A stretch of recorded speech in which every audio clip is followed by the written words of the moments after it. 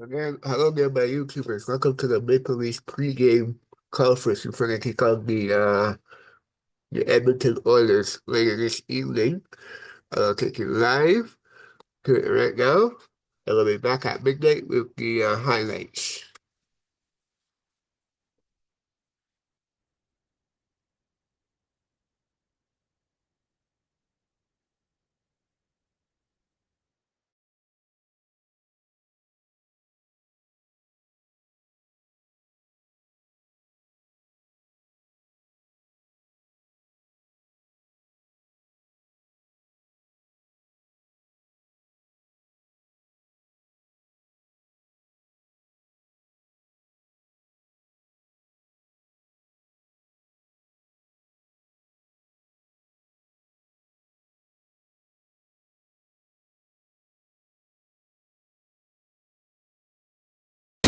What's the challenge when obviously McDavid and Draisaitl are incredible players on their own when they're playing together on the same line?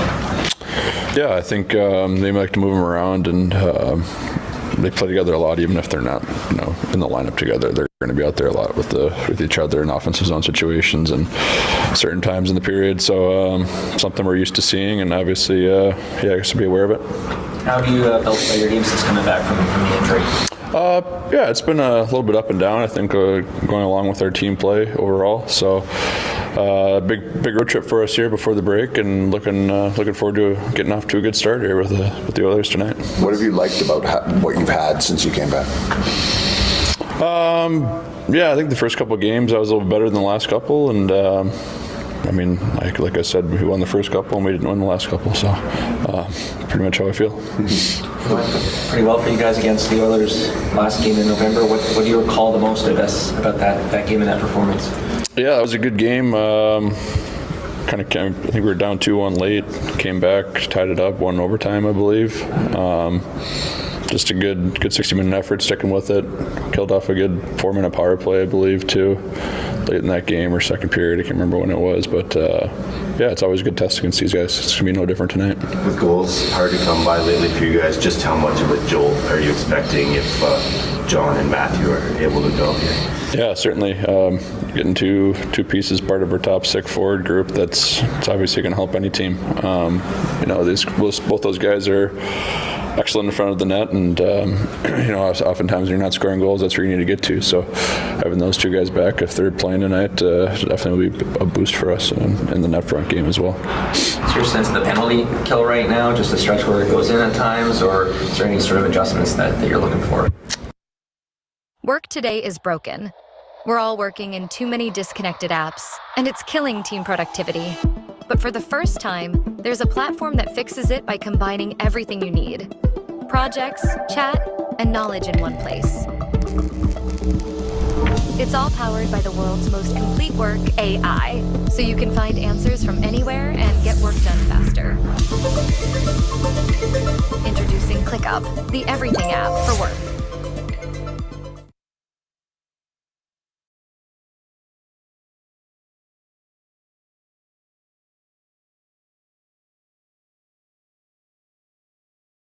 Yeah, it's been a little streaky for us this year. I think when I was out last, I was watching one of the games, and one of the announcers said we'd killed like 17 straight, and then now I feel like it's been kind of going in a little bit. So hopefully, get back on the streak of it not going in. Coach is playing with someone like Chris Tanev again, kind of maybe help with that, with the chemistry of how you guys play on the PK and then kind of playing the 5-on-5. I don't think it'll maybe change much. I've been playing with Chris all year, so very used to playing with all the defensemen, whether I'm killing penalties or 5-on-5. Only 4 games to go till the league breaks. Maybe there's a bit of human nature to look ahead towards the rest, or is that a challenge for you guys to stay focused in? Or? No, we lost 3 straight, so our focus is on winning hockey games. What do you think about a 5 p.m. local start? Does it change at all the routine? Do you like it? Less wait time? I've played enough in this league that I've fit it all the times. Max, you missed these guys in November. What stands out about the challenge of David Draisaitl and the Oilers? Yeah, it's always been the same challenge year after year. You got two of the best players in the league, one of the best power plays, and obviously, if you don't work the right way, they're going to make you pay. So we want to find our game. It's a good challenge for us tonight, and everyone's got to work to play against those guys. How do you feel in your return to the lineup? I felt really good. Obviously, want a better result, but I thought our line had a lot of opportunities, and got to dig just a bit deeper to convert on them. You had some chemistry with John Tavares already earlier this season. What would it mean to have him back in the lineup and for you and maybe for his game as well? Yeah, one of the best players, one of the most reliable centermen in the league, and he helps our team, obviously. It's no secret that, probably the most important position in a team is down the middle. So when you lose a guy like that, it obviously stings. But, if we can get him back, and, we know what he does for our team, and looking forward to it. I remember a quote from you maybe 10 or 15 years ago. You talked about how hard goal scoring is, right? Like you're trying to make a play with a guy taking your head off, and if it goes in, you're a hero, and if not, you're not. This team is, I think it was second in the league in goal scoring last year, down to 12th to 13th this year. Where do you see the opportunity for growth for goal scoring for this team?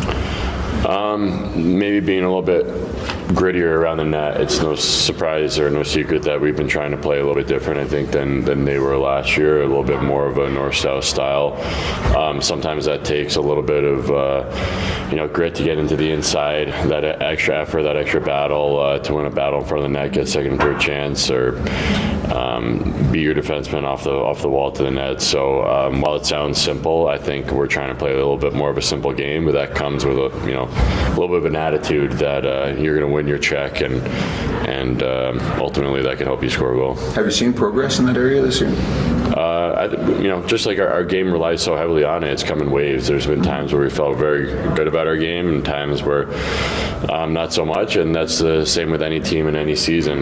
You want to peak at the right time. So while it hasn't been perfect, we've had a bit of adversity with injuries and whatnot, but the good thing is we know what makes our team successful. It's not like we're sitting here questioning how we have to play. We know what it takes for our group to be successful and to play that north-south style, and it's up to us to execute. They've got Corey Perry on their top line tonight. What sort of appreciation do you have? You've talked about your ability to adapt as you've gotten older. What do you appreciate about how he's been able to do that? Well, yeah, it's tough, to be, I think he won the Hart one year, so to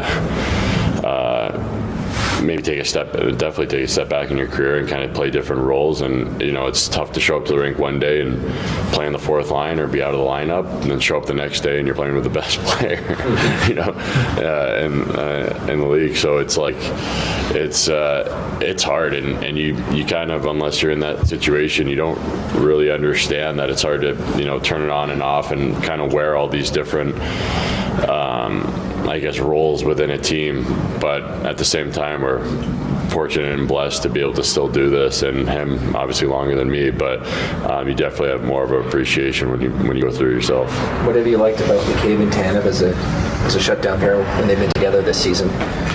Yeah, it just seems like when you go back for a puck with those two that it's predictable, knowing where it's going to go and how it's going to come out of the zone, and more often than not, it's going to come out of the zone with control.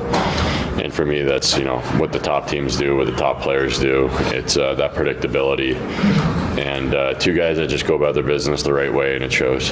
You've been around a lot of different leaders in your career. What stands out about the way Austin leads, and were you surprised at all to see him get the C as a pretty young guy on Team USA?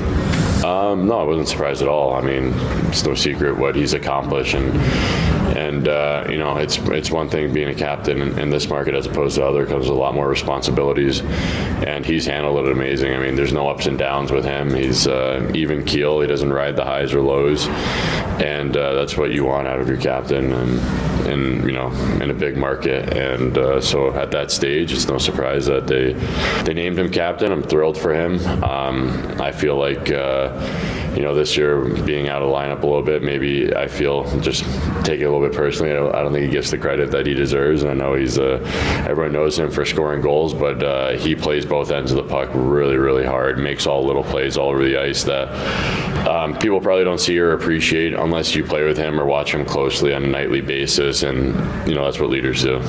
He doesn't get enough recognition? Like, or what do you mean? Like, or do you for other areas of his game? Yeah, do you think like it doesn't get highlighted as much as it should? And just like coverage because it's so much on the goals? Well, before I came here, you just think of him as like a goal scorer, but he does little things all over the ice. I mean, like his forechecking is one of the best I've seen. His work ethic is up there with the best I've seen. And oftentimes when you see these guys that have this much success, you just think like they're cheating all over the ice, and maybe it's just a gift that he's got that talent, but it's not a gift. It's obviously he has that, but his work ethic is what drives our team, and a big reason why he's the captain.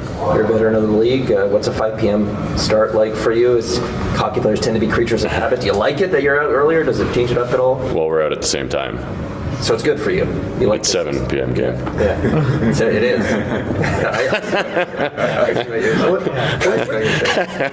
What's Willie like as a line mate? Like, is he talkative? He's awesome. Yeah. How do you work with him?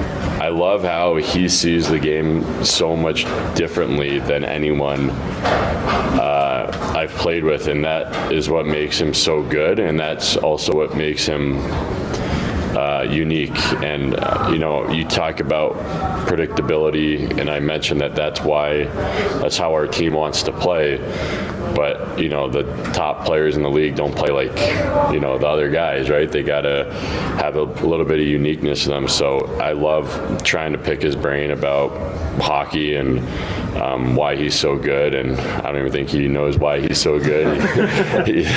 He's like he has these little things that he works on that nobody else works on, little skating drills he does before practice that I've never seen before, and it's just cool to be around such good players that go about it that play really different from each other, and so it's cool because it shows that there's not one way to play, but there is no secret that they all work so hard at their craft, and that's why they're some of the best. Right versus green bananas. Unlock the truth to better digestion.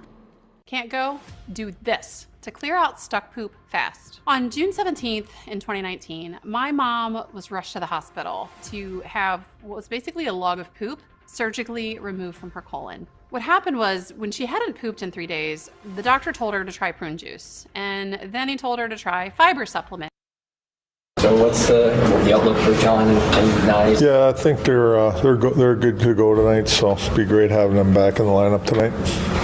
What went into putting Pacioretty with Tavares and Nylander and having McMahon? Well, those lines were together before, and we had 3 lines creating offense at that point. Bobby McMahon with Domi and Robbie were, put scoring for us, and then secondary scoring. And before Patches got hurt, I think that's the second time. That line with Willie and Johnny was pretty good for us too.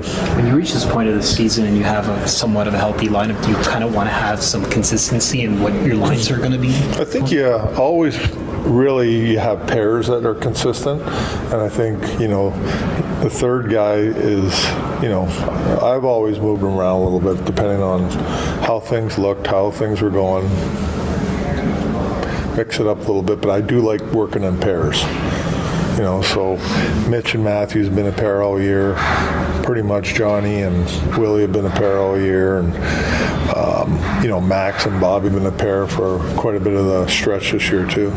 You guys did a really good job against the Oilers when they came to Toronto. How much do you look back at that game, or is it kind of a bit too old now? Well, you look back at the game and you look at things you did well on your side of things, and you look at how the Oilers are playing now, and I think there's some little different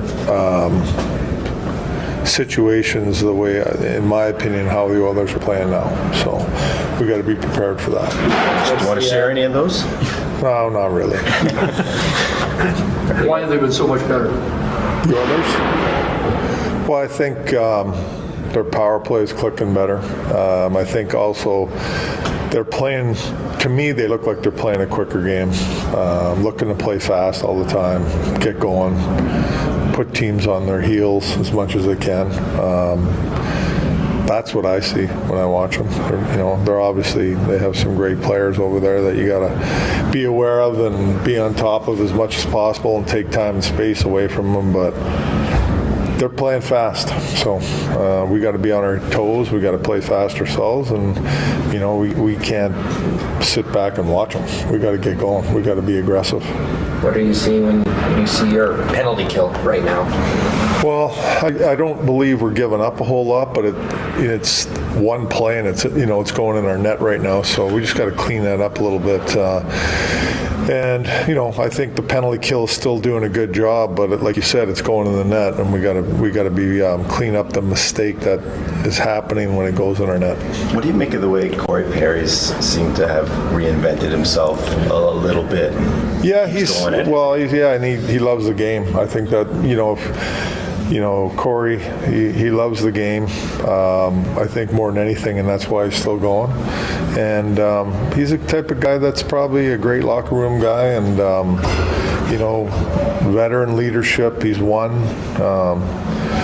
He's kind of taken on some different roles over his career as he aged, but he still provides the veteran leadership that's needed on every team. What do you think of a 5 p.m. local start? Do you like it? A little less waiting time? That's fine with me. I don't really focus on that too much. It is what it is. That's what TV does. Do you consider this cold? Is it fair to call this weather cold?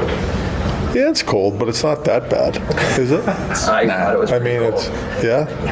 No wind. It could be worse. There's no wind. There's no wind. There is some wind. There was definitely a wind on the walkover. Was it? Yeah. Well, I walked inside. That's smart.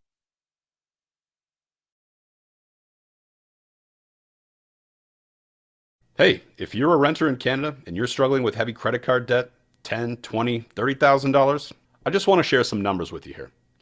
$23,000 on a Scotiabank card, then we got $17,000 on a Canadian Tire card. Oh, this is crazy. $660 minimum payment due that month, and most of that went to interest? If you know exactly what I'm talking about, and you're not sure how you're going to pay off your debts, then click the blue button underneath this video right now. You're going to see a quiz I'm going to show you over on my other screen. Here we are. When you click the Check Now button, you'll end up here. Harrison Partners. Check now for free. See if you